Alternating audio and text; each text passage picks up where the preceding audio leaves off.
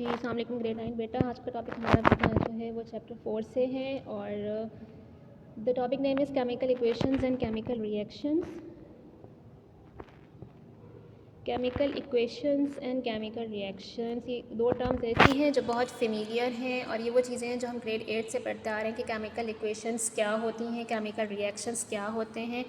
Chemical reaction जो हैं basically उसको शो करने के लिए ही हम केमिकल इक्वेशंस का इस्तेमाल करते हैं कि कोई भी केमिकल चेंज आएगा उसको कैसे शो किया जाएगा, उसके लिए हमें केमिकल इक्वेशंस की ज़रूरत होती है। बेसिकली नेचर में दोनों तरह के रिएक्शन चलते हैं, फिजिकल रिएक्शंस, केमिकल रिएक्शन। यहाँ हम डिस्कस करेंगे केमिकल रिएक्शंस को। केमिकल रिएक्शंस के लिए ही हमें केमिकल इक्वेशंस की ज़रूरत होती है। वजह इसकी ये होती है कि केमिकल इक्वेशंस के अंदर एलिमेंट्स, कंपाउंड्स सब मेंशन होते हैं, जिससे हमें पता लगता है कि कौन से एलिमेंट्स या कंपाउंड्स रिएक्ट कर रहे हैं कि और कौन से प्रोड्यूस हो रहे हैं, क्या उनकी अमाउंट है। ये सब चीज़ें हमें केमिकल इक्वेशन से ही पता चलती हैं। So we can say it as that chemical equation is used to represent a chemical change. Chemical equations is used to represent a chemical change. Whenever someone asks you what is, how can you define the chemical equations, and you can say that we can use the chemical equations to represent a chemical change. अब कौन कौन सी चीज़ें हमें chemical equations बताती हैं? Basically हमारे पास आता है एलिमेंट्स के बारे में बताती हैं, कंपाउंड्स के बारे में बताती हैं, ठीक है।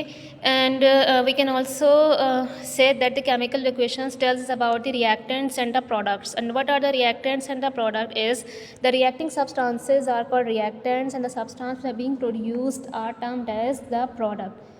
और ये बात हमें अच्छी से पता है कि रिएक्टेंट्स हमेशा लेफ्ट हैंड साइड पे होते हैं and products are always on the right hand side of your chemical equations. के रिएक्टेंट्स जो आपस में रिएक्ट कर रहे होते हैं वो लेफ़्ट पे होते हैं और जो प्रोड्यूस हो रहा होता है वो हमारे पास राइट हैंड साइड पे प्रोडक्ट्स मेंशन होते हैं। और ये एक ऐसी बात है कि मेजॉरिटी ऑफ द स्टूडेंट्स को 9-10 तक पहुँच कर भी ये अंदाज़ा नहीं हो पाता कि रिएक्टेंट कौन से हैं, प्रोडक्ट कौन से। बेटा बड़ी सिंपल और इजी सी बात है, इसको आप देख लें और समझ लें कि लेफ़्ट पे जो होंगे हमारे पास वो होंगे reactants and the right side are product. And इसके लिए हम क्या बीच में यूज़ करते हैं, हम एरो का इस्तेमाल करते हैं। एरो बेसिकली सेपरेट करता है रिएक्टेंट्स को और प्रोडक्ट्स को। अच्छा, अब कुछ बातें ऐसी हैं that we should keep in mind while writing the chemical equations and these are very important points. इसके बगैर आपकी केमिकल इक्वेशन जो है वो कंसिडर नहीं होगी, और या होगी भी तो कैसे होगी कि 1 नंबर मिलेगा या 0.5 मार्क्स मिलेंगे। तो बेटा ये कुछ चीज़ें ही देख लें, और ये पूछी भी जा सकती हैं टेस्ट या किसी भी पेपर में कि what are the important point that should be kept in mind while writing the chemical equations. So first of all, your chemical equation must follow the law of conservation of mass. Law of conservation of mass की अगर आप बात करें तो ये क्या होता है, ये इसको हम कहते हैं कि एक ऐसा लॉ है जो हमें ये कहता है कि no atom should be destroyed और produce during a chemical change. ये देखिए लिखा हुआ भी इधर बल्कि। And the total number and type of atom must remain the same during a chemical change, and total number and kind of atom must be equal or balanced. ठीक है, जितना एटम हमारा होता है एक केमिकल रिएक्शन के अंदर वो हमेशा मेंटेन रहता है, ठीक है। टोटल नंबर और टाइप ऑफ एटम दोनों चीज़ों में फ़र्क है बेटा। टोटल नंबर मतलब कितना नंबर ऑफ़ एटम है, अगर एल्यूमिनियम है तो वो कितना है, 1 एल्यूमिनियम, 2 या 4 ऑक्सीजन है तो कितने उसके मॉलिक्यूल है, इसको कहेंगे total number of atom. And type of atom क्या होगा, कौन कौन से एलिमेंट्स इन्वॉल्व हैं, एल्यूमिनियम है, ऑक्सीजन है, यानी कि जो भी रिएक्शन हो रहा है उसमें किस किस्म का एलिमेंट इन्वॉल्व है इस termed as type of atom, और कितना इन्वॉल्व है वो है total number of atom. And both things should be equal and balanced on both sides of the chemical equation. और बैलेंसिंग हमने पहले ही पढ़ी थी, केमिकल इक्वेशन की बैलेंसिंग बहुत ज़रूरी है। केमिकल इक्वेशन बैलेंस नहीं होगी तो नंबर कट होते हैं, ठीक है जी। So equation should obey the law of conservation of mass, ठीक है। ये इसकी डेफिनेशन आपकी बुक में भी मेंशन है, law of conservation of mess की पहले पॉइंट में ही मेंशन है, ठीक है जी। आगे है formulas of elements and compound should be written correctly. जो भी फार्मूला लिखे हैं एलिमेंट हो या कंपाउंड हो उसका फार्मूला सही होना चाहिए। रिएक्टेंट और प्रोडक्ट की मोल रेशो हमेशा सही होनी चाहिए। मोल रेशो मैं आपको पहले भी बता चुकी हूँ, ठीक है, अभी आगे भी डिस्कस कर लेंगे इक्वेशंस में। और इसके साथ साथ डायरेक्शन भी पॉइंट आउट करें कि रिएक्शन आपका किस तरफ प्रोसीड कर रहा है with the help of arrow की मदद से।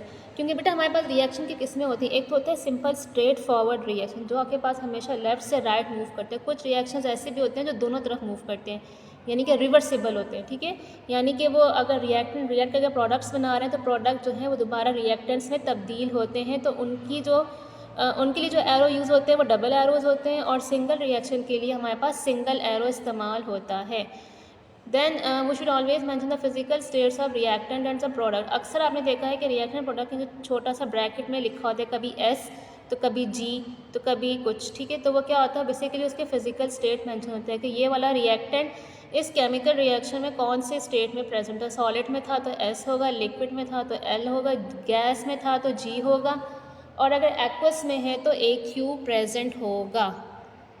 तो ये कुछ पॉइंट्स थे जो आपने याद रखने हैं, और ये हमारे पास law of conservation of mass की क्या है, ये उसकी डेफिनेशन है। या आपकी बुक में भी पेज नंबर 60 में पहले पॉइंट में मेंशन है।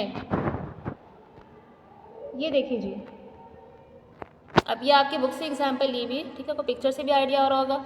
अब देखिए बेटा, नाइट्रोजन प्लस हाइड्रोजन, हाइड्रोजन के साथ 3 लगा हुआ है, ठीक है, 3H2 3H2 यानी 3 हाइड्रोजन, ठीक है। अभी जो 3 है ये बेसिकली मोल है, ठीक है, और ये कितना बना रहे हैं, 2NH3, 2 mole of ammonia, 3 hydrogen and 2 mole of ammonia. ये 3 और 2 क्या है, ये हमारे पास मोल्स हैं, ठीक है, इनको हम मोल्स कहते हैं, और ये हमेशा दोनों साइड पे बैलेंस्ड होने चाहिए, ठीक है। अनबैलेंस्ड केमिकल इक्वेशन नहीं होनी चाहिए, क्योंकि अगर अभी आप यहाँ देखें इक्वेशन में तो बेटा हमारे पास 2 नाइट्रोजन है, ठीक है, आप देखें N2, तो उस साइड पे भी प्रोडक्ट में भी 2 नाइट्रोजन है। इसी तरह यहाँ हाइड्रोजन कितने, 3 2 6, ठीक है ना, ये 3 है और ये H2 है, तो 3 2 6, और प्रोडक्ट में देखें तो वहाँ भी 3 2 6, तो 6 हाइड्रोजन है। तो इससे क्या जाहिर हुआ कि नंबर ऑफ एटम जो हैं वो दोनों साइड पे इक्वल हैं। फिर सुन लें, N2 नाइट्रोजन, 2 नाइट्रोजन, 3H2 यानी कि 6 हाइड्रोजन, 3 1 3, 3 2 6, 6 हाइड्रोजन, 2 नाइट्रोजन, 6 हाइड्रोजन। और प्रोडक्ट साइड पे आए तो यहाँ भी देखें 2 नाइट्रोजन, 2N, ठीक है। अगला क्या है, H3, अमोनिया का H3 जब 2 से मल्टीप्लाई होगा तो क्या बनेगा, 6, तो 6 हाइड्रोजन। तो दोनों साइड पे नाइट्रोजन का नंबर हाइड्रोजन का नंबर इक्वल है, और बीच में जो निशान है बेटा ये होता है डबल एरो, ठीक है। डबल एरो का निशान है, ये हमेशा रिवर्सिबल रिएक्शन के लिए ही इस्तेमाल होता है, जो ये जाहिर करता है कि नाइट्रोजन और हाइड्रोजन आपस में मिले हैं तो बना है अमोनिया, और अमोनिया जब ब्रेक डाउन हुई है, अमोनिया की जब ब्रेक डाउन हुई है तो किसमें कन्वर्ट हुआ है, नाइट्रोजन और हाइड्रोजन में। और आपको लोअर सबस्क्रिप्ट नज़र आ रहे होंगे, छोटा सा एस छोटा सा जी, ये इसकी क्या है, फिजिकल स्टेट्स है। S for solid, G for gas, means nitrogen इसमें सॉलिड में था, हाइड्रोजन गैस में था, और अमोनिया दोबारा गैस में है। जी ये लास्ट है आपकी बुक का इस टॉपिक का। हाँ, रिएक्शन इन्वॉल्विंग आयंस। अब वो रिएक्शन जिनमें आयंस जनरेट होते हैं उसको भी हम केमिकल इक्वेशन से ही शो करते हैं, जैसे कि सिल्वर नाइट्रेट, AgNO3 को क्या कहते हैं, silver nitrate, NaCl, sodium chloride, silver nitrate, AgNO3 NaCl मतलब सोडियम क्लोराइड, ठीक है। इनके क्या जनरेट हो रहे हैं, आयंस जनरेट हो रहे हैं, कि सिल्वर क्लोराइड बन रहा है AgCl, और सोडियम आयंस और नाइट्रेट आयंस सेपरेट हो गए। तो बेटा इस तरह के रिएक्शंस को भी हम शो करते हैं with the help of chemical equations, ठीक है। Both AgNO3 NaCl ionic compound and they are soluble in water, ये पानी में हल हो जाते हैं दोनों के दोनों, and when they are mixed in water, जब पानी में मिक्स होते हैं तो बेटा ये क्या बनाते हैं, ये जो प्रोडक्ट्स आपको नज़र आ रहे हैं ना सामने, सिल्वर क्लोराइड, सोडियम और आयंस एंड नाइट्रेट आयंस, ये पानी में डिज़ोल्व होने के बाद ये प्रोडक्ट्स बनाते हैं। और आपको ये भी दिख रहा होगा, ये देखें,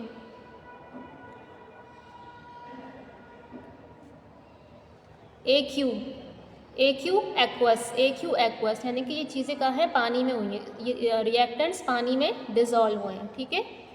और ये देखिए सिल्वर क्लोराइड सॉलिड की फॉर्म में हमें मिला है, S मतलब सॉलिड फॉर्म में मिला है, और ये दोनों चीज़ें हमें एक्वस में मिली हैं, sodium ions and nitrate ions. क्योंकि बेटा इस रिएक्शन के बाद क्या होता है, इस रिएक्शन के बाद ये होता है कि जो सिल्वर क्लोराइड है AgCl जिसे हम कहते हैं, वो इनसॉल्युबल हो जाता है, यानी कि वो हल नहीं होता और वो आपके एक्वस सोल्यूशन से बाहर आ जाता है in the form of precipitates की शक्ल में, इनसॉल्युबल सॉलिड फॉर्म की शक्ल में। और प्रेसिपिटेट में लास्ट टाइम भी आपको एग्जांपल दी थी कि दूध में लीमू डालें तो आपके पास क्या आता है, टिश्यू लाइक स्ट्रक्चर आता है, इनसॉल्युबल, ठीक है। बेसिकली वो दूध की प्रोटीन होती है जो इनसॉल्युबल हो जाती है, तो इसको जो जिस शक्ल में बाहर आती है उसको हम प्रेसिपिटेट्स कहते हैं। तो बेटा यहाँ भी यही होगा, सिल्वर क्लोराइड आपके पास प्रेसिपिटेट्स की शक्ल में बाहर आ जाएगा, ठीक है। तो जनाब ये था हमारा आज का बहुत इजी सा टॉपिक, जिसमें जो सबसे अहम चीज़ थी वो यही थी कि what are the point that should be kept in mind while writing the chemical equations. Done, thank you.